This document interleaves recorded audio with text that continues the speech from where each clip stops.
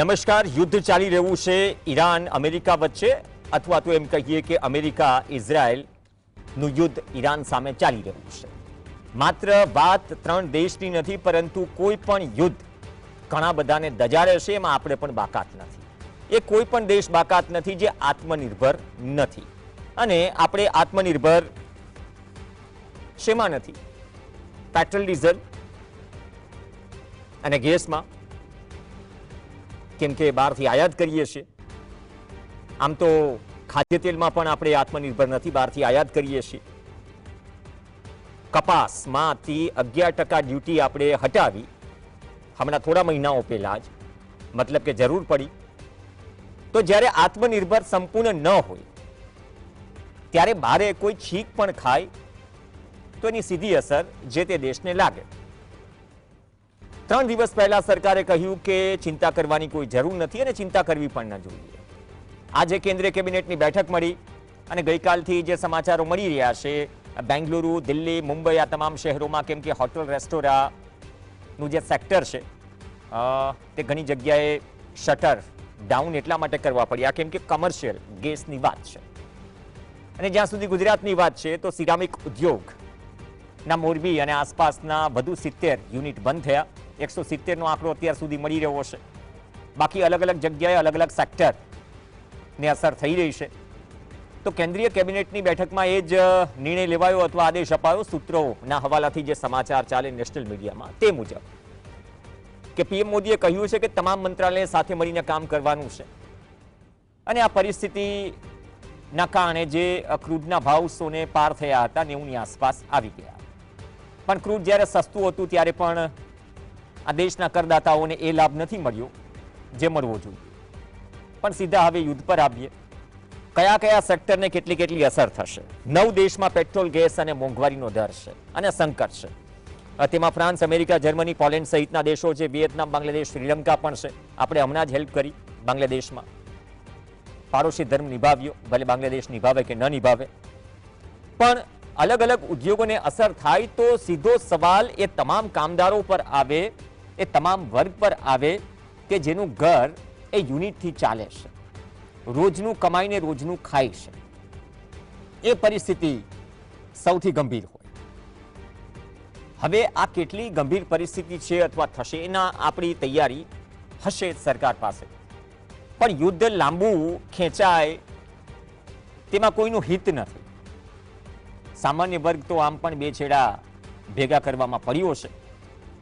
દાવાઓ આરબીઆઈથી લઈને સરકારના મોંઘવારીને કાબૂમાં લેવાના અત્યાર સુધી આવ્યા છે. પણ અત્યારની પરિસ્થિતિએ દૂધસાગર ડેરીની ગેસ સપ્લાયમાં 50%નો કાપ. અમૂલે કહ્યું કે ગેસ પુરવઠો ખોરવાય નહીં. તેના માટે ઋષિકેશ પટેલે કહ્યું કે પૂરતું આયોજન છે, સરકાર આયોજન કરી રહી છે. અમૂલ કહી રહ્યું છે કે અન્ય વૈકલ્પિક વ્યવસ્થાઓ ઉપલબ્ધ છે. તો વૈકલ્પિક વ્યવસ્થાઓ કઈ છે અને કયા સેક્ટરને કેટલી અસર થઈ રહી છે એના પર વાત કરવી બહુ જરૂરી છે.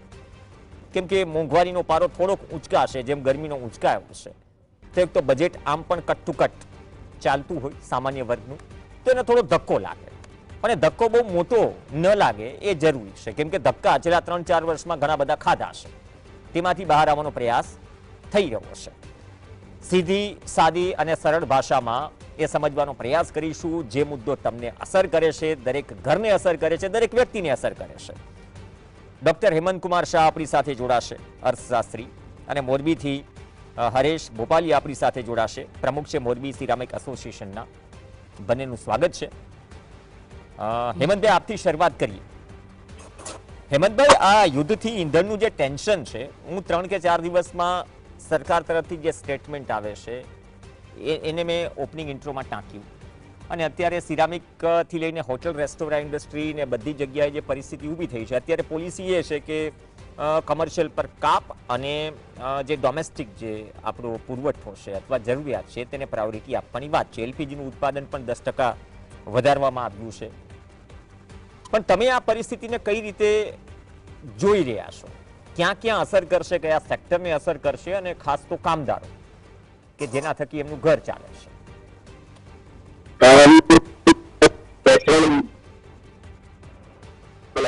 જી, मुद्दाओं मतलब एक મહત્વનો મુદ્દો એ છે કે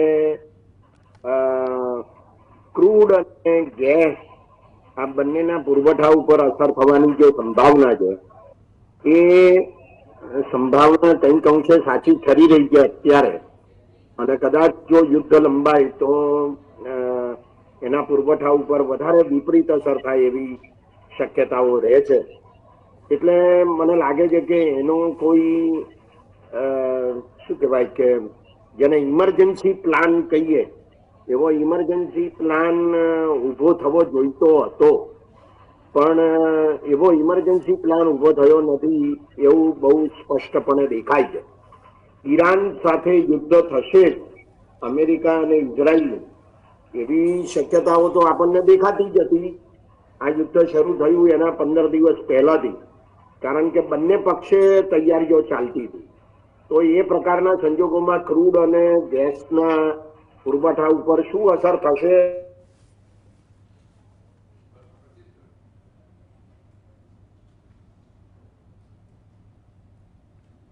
ચલો, ક્રૂડ અને ગેસની ઉપર તો અસર થઈ ગઈ છે, નેટવર્કમાં અસર થઈ ગઈ છે. પણ એને હેલો જી જી સાહેબ, આપનો અવાજ કટ થઈને આવી રહ્યો, આપ કન્ટિન્યુ કરો સાહેબ. બીજો અગત્યનો મુદ્દો એ છે કે તત્કાળ ગેસના ભાવ વધે, તત્કાળ પેટ્રોલ અને ડીઝલના ભાવ વધે, એવા પ્રકારની પરિસ્થિતિ કેમ ઊભી થાય છે એ પણ સમજાતું નથી. દાખલા તરીકે સીએનજી ના ભાવ કે પીએનજી ના ભાવ કે એલપીજી ના ભાવ તત્કાળ વધારી દેવામાં આવે છે. તો શું એનો જે પુરવઠો છે એ એટલો બધો ઘટી ગયો કે જેને કારણે ભાવ વધી ગયા? આંતરરાષ્ટ્રીય બજારમાં એના ભાવ વધી ગયા, રિફાઇનરીઓનું ખર્ચ વધી ગયું માટે આ ભાવ વધી ગયા. આ બધા મને લાગે છે કે બહુ પાયાના સવાલો છે અને એ સવાલો મોટે ભાગે પૂછવામાં આવતા નથી. અને બહુ તત્કાળ જાણે કે ઉત્પાદનનું ખર્ચ વધી ગયું હોય અથવા તો પુરવઠો તત્કાળ ઘટી ગયો હોય એવી રીતે એલપીજી ના ભાવ વધારવામાં આવ્યા છે, એ આપણને દેખાઈ આવે છે. તો આ મને લાગે છે કે એક મોટો ચિંતાનો વિષય છે. અને બીજો જે મુદ્દો આપે કહ્યો તે મુદ્દો એ છે કે કામદારોનું શું થશે? જે કઈ નાની મોટી ફેક્ટરીઓ માની લો કે ટૂંકા ગાળા માટે બંધ થાય તો ફેક્ટરીઓના માલિકોના જીવન ધોરણ ઉપર એની કોઈ અસર થાય એવું મોટે ભાગે બનતું નથી. પણ જે કામદારો છે એમનો પગાર, એમનું વેતન બંધ થઈ જાય છે. તો એ પ્રકારના સંજોગોમાં સરકાર પાસે કોઈ એક્શન પ્લાન છે કે કેમ? જુઓ, ભારતનું બંધારણ એમ કહે છે, બરાબર, ભારતનું જે બંધારણ છે એની કલમ નંબર 41માં એવું લખેલું છે કે બેકારી, વૃદ્ધાવસ્થા, માંદગી અને અપંગતાના કિસ્સામાં અને વગર વાંકે વેઠવી પડતી તંગીના કિસ્સામાં જાહેર સહાયનો અધિકાર નાગરિકોને મળે તેની જોગવાઈ રાજ્ય કરવી. જો આમાં બે બાબતો મહત્વની છે, એક બેકારી અને બીજું લખ્યું છે વગર વાંકે વેઠવી પડતી તંગી, અછત ના કિસ્સામાં જાહેર સહાયનો અધિકાર, એટલે કે સરકારી સહાયનો અધિકાર લોકોને મળે એની જોગવાઈ રાજ્ય કરશે. હવે આ જોગવાઈ અત્યારે થઈ છે ખરી? બહુ સ્પષ્ટપણે દેખાય છે કે સરકારે આવી કોઈ જોગવાઈ અત્યારે કરી નથી. ગુજરાત સરકારે પણ નથી કરી અને ભારત સરકારે પણ નથી કરી. એટલે કામદારોના જીવન ધોરણ ઉપર બહુ તત્કાળ અસર થશે. આ મને લાગે છે કે એક બહુ જ મહત્વનો મુદ્દો છે. અને બીજું કે એમની ખરીદ શક્તિ ઘટી જશે જેટલા મોટા પ્રમાણમાં, એટલા પ્રમાણમાં બજારમાં અનેક ચીજોની ખરીદીમાં ઘટાડો થશે અને મંદી આવશે એવું ચોક્કસપણે કહી શકાય. ઓકે, આવક અને બચતનો સીધું કનેક્શન છે કે જે માર્કેટ છે તેમાં ખરીદદારી અને ડિમાન્ડ, સપ્લાયનો જે રૂલ છે તેના પર અસર કરતી હોય છે. હરેશભાઈ આપણી સાથે. હરેશભાઈ, શું અસર પડી? એક તો સિરામિક ઉદ્યોગ એ સ્થિતિમાં નથી, એના પડકારો લાંબા સમયથી ચાલી આવે છે. ઉપરથી આ યુદ્ધની પરિસ્થિતિ, આજે જે 70 યુનિટો મોરબી અને આસપાસમાં બંધ થયા, તેનાથી કેટલી વિપરીત અને કેટલા વર્ગ પર, કેટલી સંખ્યા પર જે સિરામિક ઇન્ડસ્ટ્રીઝ સાથે જોડાયેલો છે એ આ પરિસ્થિતિના કારણે ભોગ બનશે? અવશ્ય જણાવી દઉં. નમસ્કાર પ્રવીણભાઈ. જી. હવે આપણે જો મોરબી સિરામિક ઉદ્યોગની આપણે વાત કરીએ તો હાલમાં જે તમે કહો છો તે પ્રમાણે 170 યુનિટો તો બંધ થયા છે, પરંતુ જે લેબર ઉપર જે અસર થવાની તમે જેની વાત કરો છો, પરંતુ અમારે અત્યારે હાલમાં જો વાત કરી સિરામિકની તો લેબરને કાંઈ એટલી બધી તકલીફ નહીં પડે, કારણ કે અત્યારે ગેસની સપ્લાય બંધ થઈ છે તો પ્રોડક્શન બંધ થયું છે. સામે અમારે ઘણા બધા કામ બાકી રહેતા હોય છે, જેમ કે એનું પોલિશિંગ બાકી હોય, પેકિંગ બાકી હોય, લોડિંગ બાકી હોય. તો કંપની બંધ કર્યા પછી પણ અમારે 20-25 દિવસ સુધી તો કામ રહેતું હોય છે, અને એ કાર્ય પૂરું થયા પછી અમારે મેન્ટેનન્સ પણ રહેતું હોય છે, કેમ કે વર્ષમાં તો અમે એક વખત આમે કંપની બંધ કરતા હોય છીએ મેન્ટેનન્સ માટે, કેમ કે સતત ચાલતી પ્રોસેસ છે સિરામિક. 24 કલાક કારખાનું ધમધમતું હોય, એટલે વર્ષે અમથું એક વખત શટડાઉન લેવું પડતું હોય. તો અમારે અત્યારે બંધના ગાળામાં જે કંપની બંધ થઈ હશે તો એને મેન્ટેનન્સમાં પણ કામ કરવું પડે. તો જે મજૂર છે તેને કાંઈ અત્યારે બેકારીનો કઈ પ્રશ્ન રહેતો નથી. અને અમારી કંપનીમાં અમે જે લેબર ક્વાર્ટર ફાળવેલા હોય છે, એ લેબર ક્વાર્ટરમાં અમે જે અમારા મજૂર છે તેનું કોઈ ભાડું કઈ રેન્ટ લેતા નથી, અને લાઇટ બિલ પણ એને ફ્રી ઓફ કોસ્ટ હોય છે, પાણી ફ્રી ઓફ કોસ્ટ હોય છે, માત્ર મજૂરને જમવાનો જ ખર્ચ થતો હોય છે. તો આવી ઉદ્યોગમાં ગુજરાતમાં એક પહેલો ઉદ્યોગ અમારો એવો હશે કે અમે લેબરનું વિશેષ ધ્યાન આપી છીએ. ફેમિલી મેમ્બર હોય, ઘરના મેમ્બર, તે પ્રકારની ટ્રીટમેન્ટ અમારા સિરામિકમાં થતી હોય છે, તો લેબરના કાંઈ ઇસ્યુ નહીં આવે. કદાચ તમારા જે લેબર છે ઇન્ડસ્ટ્રી સાથે એટલા નસીબ બાકી ઇન્ડસ્ટ્રીઝના સારા નથી હોતા, એ પ્રશ્ન થાય છે. અમારે ટૂંકમાં જે અમારા લેબર છે તેની સાથે અમારી જે વર્તણૂક છે, અમે જે વ્યવહાર કરી છે એ આત્મીયતાનો સંબંધ છે. માત્ર આપણા કામદારો છે, વર્કર છે એવું અમે માનતા જ નથી, એક ફેમિલી તરીકે અમે રહેતા હોય છે. ઓકે, નહીં તો આ એક એક્ઝામ્પલ બાકી બધી જગ્યાએ પણ સેટ થાય, બાકી બધી જગ્યાએ, કેમ કે હોટલ રેસ્ટોરન્ટ બટ ઓબ્વિયસ કાપ મુકાયો, શટર ડાઉન થયું, એ માત્ર અમદાવાદ કે ગુજરાતની વાત નથી. પણ તમને સાંભળવામાં કે જોવામાં આવ્યું છે કે જ્યારે કોરોના સ્ટાર્ટ થયું હતું ત્યારે જે વતનમાં જે લોકોને જવું હતું ત્યારે અમે એને ઠેઠ પોતાના ઘર સુધી પહોંચાડવાની વ્યવસ્થા કરેલી હતી, ટ્રેનની વ્યવસ્થા અમે કરેલી હતી, રસ્તામાં એને ખોરાક પાણીની પણ વ્યવસ્થા કરી હતી. જ્યારે કોરોના સમય પૂરો થયો અને ઉદ્યોગ સ્ટાર્ટ થયા તો મોરબીનો સિરામિક ઉદ્યોગ સૌથી પહેલા શરૂઆત થઈ હતી, કેમ કે અમારા લેબર સૌથી પહેલા આવ્યા. શા માટે? તો કે અમે લેબરની કાળજી કેટલી રાખી છે ઉદ્યોગની અંદર. ઓકે, તો આ જે પરિસ્થિતિ સર્જાય છે એનાથી ઓવરઓલ સિરામિક ઉદ્યોગને કેટલી અસર થશે કે ના બરાબર? તો હાલમાં તો કઈ સિરામિક ઉદ્યોગ ઉપર એવી કોઈ અસર થઈ નથી. જે અત્યારે 170 યુનિટ બંધ થયા છે તો એનું અત્યારે કામ તો ચાલુ જ છે. સાવ અમારા યુનિટ એ ટાઈપના છે કે અમારા શટર પાડી દેવાનું ન હોય, કારણ કે હજી 20-25 દિવસ સુધી આ બધા લોકોને રોજગારી મળશે. કામ તો અંદર ચાલુ છે, લોડિંગ નું કામ ચાલુ છે, સાઇઝિંગ ચાલુ છે, પોલિશિંગ ચાલુ છે, મટીરિયલના કામ ચાલુ છે, એટલે અત્યારે એવા કોઈ ઇસ્યુઝ અત્યારે સિરામિકમાં શરૂ નથી કઈ. હજી 4-5 મહિના સુધી કોઈ વાંધો નહીં આવે. 4-5 મહિના તો ન કહી શકાય આપણે. નહીં, કારણ કે તમારું કામ એ પ્રકારનું છે, જે થઈ ગયું ઓલમોસ્ટ, એનું ફિનિશિંગ થી લઈને બટ ઓબ્વિયસલી એ કામ પ્રક્રિયા છે. 1 મહિનો અને 1 મહિનામાં તો આપણે ગેસ પાછો મળતો થઈ જશે. અમે હમણાં જ સીએમ સાહેબને મળ્યા હતા અને અમારી જે કઈ રજૂઆત હતી અને સાહેબે અમને બહુ વ્યવસ્થિત સાંભળ્યા, અને સાહેબે કીધું સામેથી કે તમારા સિરામિક ઉદ્યોગમાં કોઈ પણ પ્રશ્ન આવતા હોય એના માટે હર હંમેશા સરકાર તમારી સાથે છે, જે કઈ તકલીફ હશે એમાં તમામ મદદ કરવા માટેની મુખ્યમંત્રીશ્રીએ ખાતરી આપેલી છે. અને જે કઈ અમારા ઉદ્યોગ બંધ થયા છે એ ગેસની સપ્લાયના હિસાબે થયા છે, તો ગેસ આપવા માટે સરકાર પણ અત્યારે પ્રયત્નશીલ છે. ઓકે, ચલો, ગેસ અને એક્સપોર્ટની વાત છે અને માત્ર ખાલી સિરામિક ઇન્ડસ્ટ્રીની વાત નથી. સિરામિક ઇન્ડસ્ટ્રીમાં એટલી અસર હમણાં મહિના સુધી નહીં પડે એવું હરેશભાઈ બોપાલિયાનું કહેવું છે, જે મોરબી સિરામિક એસોસિએશનના પ્રમુખ છે.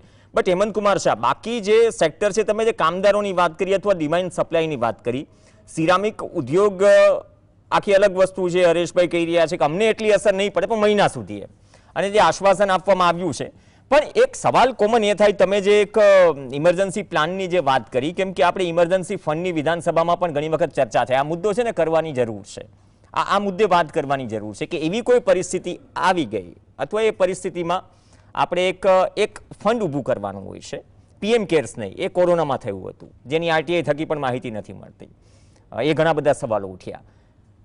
પણ એ પરિસ્થિતિમાં અલગ અલગ સેક્ટર અને જે પ્રક્રિયાને ચેન હોય છે, આપણે કોઈ યુદ્ધ સાથે લેવા દેવા નથી, પણ આપણને જે અસર થઈ રહી છે વર્તમાન સમયમાં, જે આપણી આર્થિક સ્થિતિ છે, સારી છે, નબળી છે, અથવા તો આવનાર સમયમાં જે ચેલેન્જીસ છે, એને લઈને આ પરિસ્થિતિ જો ખેંચાય અથવા તો અસમંજસતા આવે અથવા તો પુરવઠામાં જે ડિમાન્ડ છે પૂરી કરવામાં ક્યાંક અડચણો આવે, તો એની સીધી અસર બટ ઓબ્વિયસ છે કે અર્થતંત્ર ઉપર વર્તાવાની, અને કેટલી વર્તાશે.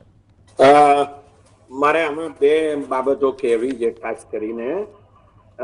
તે એ છે કે ગુજરાત સરકાર એના બજેટમાં ભારતના બંધારણ મુજબ આકસ્મિકતા નિધિ કન્ટિન્જન્સી ફંડ વિશે કોઈ જોગવાઈ કરતી નથી. તમે આ બજેટ જુઓ કે છેલ્લા 25 વર્ષના બજેટ જુઓ, એના માટે કોઈ જોગવાઈ કરતી નથી. ઈરાદો એ છે, બંધારણમાં જોગવાઈ કરવામાં આવી છે એ મુજબ કે કોઈ પણ આકસ્મિકતા આવી પડે, કોઈ પણ ઇમરજન્સી આવી પડે ત્યારે સરકાર પાસે પૈસા હોવા જોઈએ વાપરવાને માટે. હવે આકસ્મિકતા નિધિમાં કોઈ જોગવાઈ ના હોય તો પછી સરકાર ઉદ્યોગોને કે ઉદ્યોગોના કામદારોને કેવી રીતે રાહત આપે, એ એક મોટો સવાલ છે. આ પહેલો મુદ્દો છે. બીજો મુદ્દો એ છે કે મુખ્યપ્રધાનની રાહત નિધિ છે.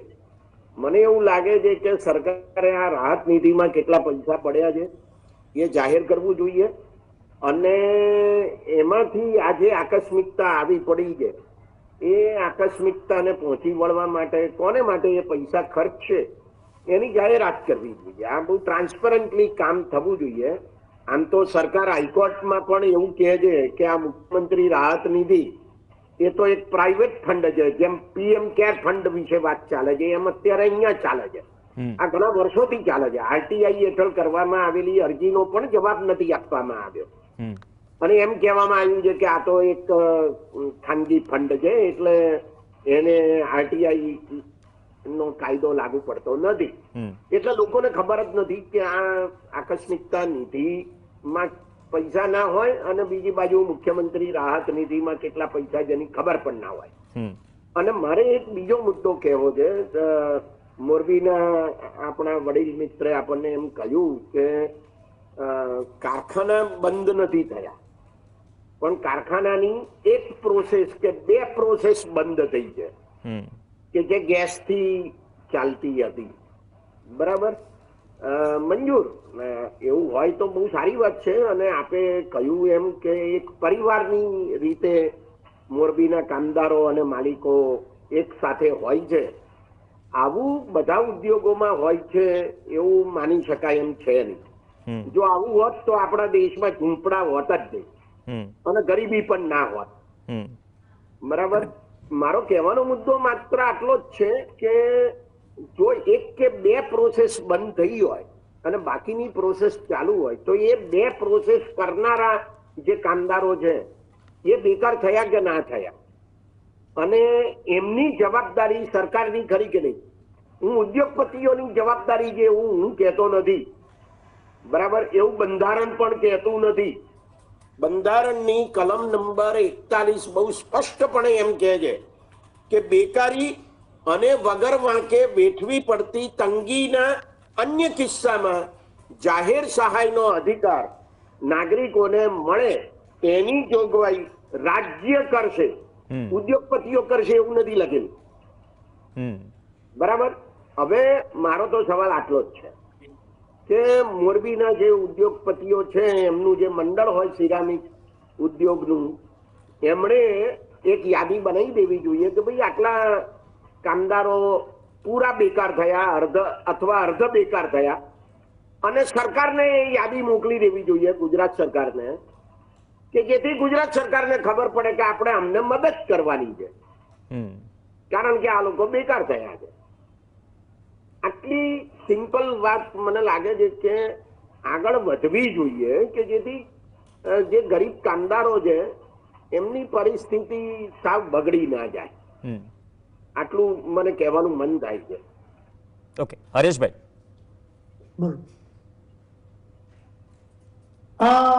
જી હેમંત કુમારજી, તમારી વાત મેં સાંભળી. તમારો વાત મુદ્દો તો ઇમ્પોર્ટન્ટ છે કે જે કોઈ માન્યો કે એક પ્રોસેસ કે બે પ્રોસેસ બંધ થઈ તો અમારે સિરામિકમાં જે પ્રોસેસ હોય છે એમાં માની લો કિલરની અંદર જે ટાઇલ્સ પાકતી હોય, જે આઉટપુટ નીકળતું હોય, બરોબર, એ આઉટપુટ અત્યારે બંધ છે. પણ જે આઉટપુટ નીકળી ગયું છે, જે ટાઇલ્સ પડી છે ગોડાઉનમાં, એના ઉપર સાઇઝિંગ કરવાનું હોય, પોલિશિંગ કરવાનું હોય, પછી એનું પેકિંગ થાય અને પછી ટાઇલ્સ લોડ કરવાની હોય. તો રિક્વાયરમેન્ટ તો અત્યારે છે જ ડોમેસ્ટિકમાં ટાઇલ્સની, એટલે એ પ્રોસેસ ચાલુ છે અત્યારે. માત્ર જે તમે કહો છો કે જે એક કે બે પ્રોસેસ બંધ થઈ તો એના મજૂરી મતલબ એના જે માણસો છે કામદારો, એ વધુ 8-10 લોકો હોય. તો એ 8-10 વ્યક્તિને અમે કંપનીમાં ગમે ત્યાં એને સેટઅપ કરી આપતા હોય છીએ. અને સાઈડમાં મેન્ટેનન્સ તો ચાલુ જ હોય છે. ફેક્ટરી સિરામિકની છે ને એ 40 થી 50 વીઘામાં હોય છે. 40-50 વીઘામાં જે કંપની હોય એની અંદર 10-15 કામદારોને આપણે કોઈ પણ જગ્યાએ ગોઠવા હોય તો ગોઠવી શકીએ છીએ, બરોબર. એક નંબર આ. અને અત્યારે જો યુદ્ધની પરિસ્થિતિ છે, માની લો કે 10 દિવસ 15 દિવસમાં યુદ્ધ પૂરું થઈ જાય તો સરકાર ગેસની સપ્લાય કરવા માટે તૈયાર છે. તો જો ગેસની સપ્લાય પુનઃ થઈ જશે ચાલુ તો અમારે કોઈ પણ જાતના કામદારના બેકારીના પ્રશ્નો કોઈ ઉપસ્થિત થવાના નથી. અને બીજી એક તમને વિશેષ વાત કરતા મને આનંદ થાય કે અમારો જે મોરબી જિલ્લો છે એ આજુબાજુ ખેતી પ્રધાન છે, ખેતીવાળો વિસ્તાર છે. તો અમે અમારા જે મજૂરો છે, કામદારો છે, એને જે અમુક લોકો માન્યો કે એને કામ નથી મળ્યું તો એને ખેતીમાં પણ અમે ડાયવર્ટ કરી શકીએ છીએ. અને મોરબીની અંદર સિરામિક સિવાય અન્ય ઘણા બધા ઉદ્યોગ છે. સિરામિકની તો 700 કંપની છે, એ સિવાય 3000 કંપની બીજી છે જેની અંદર પોલીપેક છે, પેકેજિંગ છે, પ્લાસ્ટિક છે, બહુ ઉદ્યોગો છે. તો અહીંયા પણ અમારા જે કામદારો છે એને અમે ડાયવર્ટ કરી શકીએ છીએ. એટલે અમારે મોરબીમાં બેકારીનો પ્રશ્ન જ નથી અને બેકાર માણસો અમારા મોરબીમાં કોઈ છે નહીં. અને નોકરી અમારે બોલાવીને દેવી પડે છે કેમ કે સતત અમારે કામદારની જરૂરત રહેતી હોય છે. એટલે ટૂંકમાં જે ક્લોઝ યાદ અપાવ્યો હેમંતભાઈએ કે સરકારનું કામ તમે કરી રહ્યા છો, કહેવાનો મતલબ એમ થયો. દરેક સેક્ટરમાં પરિસ્થિતિ નથી હોતી ને. મોરબી જેવું નસીબ દરેકનું નથી હોતું. સુરેન્દ્રનગર જિલ્લો છે જ્યાં ફેક્ટરીઓનો અવકાશ હોય, એ ખેતી પ્રધાનથી માનીને બધી વસ્તુઓ થાય, પણ પેરેલલ આ બધી વસ્તુઓ ચાલતી હોય છે ત્યારે જ્યાં સુધી લોકલ લેવલે મેનેજ થઈ જતું હોય ત્યાં સુધી ચિંતા નથી. હેમંતભાઈ, એક આપની ક્લોઝિંગ કોમેન્ટ. આ તો બહુ સારી વાત કરી હરેશભાઈ કે ડાયવર્ટ કરી દે. અહીંયા વિકલ્પ છે, અહીંયા જરૂરિયાત છે કામની અથવા તો વિકલ્પો છે, તો સતત એક મેન પાવર જોતો હોય છે અને મેન પાવર એક બે જગ્યાએ ડાયવર્ટ પણ થતો હોય છે. પણ આપની એક ફાઇનલ કમેન્ટ, જે સરકાર અત્યારે તૈયારીઓ કરી રહી છે, જો યુદ્ધ રોકાવું મારા કે તમારા કે ભારત સરકારના ખબર ને હાથમાં કેટલું છે. આ તો અલગ અલગ દેશો લડી રહ્યા છે, આપણે તો કોઈ સાથે યુદ્ધ કરી રહ્યા નથી. ના, એટલે જો આમાં યુદ્ધ છે ને એની વાર્તાઓ બહુ સારી હોય. યુદ્ધસ્ય કથા રમ્યા એવું કહેવાયું છે સંસ્કૃતમાં. એની કથાઓ સાંભળવાની બહુ મજા આવે. પણ યુદ્ધની જે અસરો છે ને એ બહુ ખતરનાક હોય છે. અને એ ખતરનાક અસરો આપણે યુદ્ધમાં સામેલ ન હોવા છતાં આપણે ભોગવી રહ્યા છીએ. અને ક્યાં સુધી ભોગવવી પડશે એની આપણને ખબર નથી અત્યારે. પણ એ પ્રકારના સંજોગોમાં ગુજરાત સરકારે અને ભારત સરકારે આખા દેશ માટે જે તૈયારી બતાવવી જોઈએ એ તૈયારી નથી બતાવી, એ તો એક હકીકત છે. એટલે એ દ્રષ્ટિએ મને એવું લાગે છે કે સરકારોએ ઇમરજન્સી પ્લાન બનાવવા જોઈતા હતા. આ તો બધું આસમાની સુલતાનીની જેમ આવી પડે, તૂટી પડે, પછી આપણે આગ લાગે ત્યારે કૂવો ખોદવા જઈએ એવા પ્રકારની પરિસ્થિતિ ઊભી થાય. એ સરકારને માટે બહુ સારી વાત છે એમ હું સમજતો નથી. મેં તમને અગાઉ જ કહ્યું એમ કે ગુજરાત સરકારનું બજેટ એ 4,04,000 કરોડ રૂપિયાનું બજેટ હોય અને એમાં આકસ્મિકતા નિધિમાં 1 રૂપિયો પણ ફાળવવામાં આવે નહીં. જી આ કેટલી વિચિત્ર વાત છે એ મને નહીં, અને કદાચ દરેક શીખ તમે બહુ સારી વાત કરી. સમયનો થોડો અભાવ છે, પણ તમે જે તમે ઇમરજન્સી ફંડની જે વાત કરી આટલા મોટા બજેટમાં, કદાચ હોય તો એ જે રીતે હરેશભાઈએ વાત કરી કે અમે ડાયવર્ટ કરી શકીએ છીએ, અમારી ડિમાન્ડ છે, તો અમારી પાસે વ્યવસ્થા છે, તો એ વ્યવસ્થાની આ જ પરિસ્થિતિઓમાં જરૂર પડે છે. અને અનિશ્ચિતતા વૈશ્વિક સ્તરે જે છે એ અનિશ્ચિતતા કેટલી ચાલશે એ અનિશ્ચિત છે, એ આપણા હાથમાં નથી. પણ આપણે એ અપેક્ષા રાખીએ વહેલી તકે બધું જ સમૂહસૂત્રું થઈ જાય તો જે પરિસ્થિતિઓ બગડી છે અથવા તો જે બગડવાનો અવકાશ છે તેને ફરીથી પાટા પર લાવી શકાય. ધન્યવાદ હરેશભાઈ, ધન્યવાદ ડૉક્ટર હેમંતકુમાર શાહ ચર્ચામાં જોડાવા માટે. આ સાથે ચર્ચામાં હાલ બસ આટલું જ. નમસ્કાર.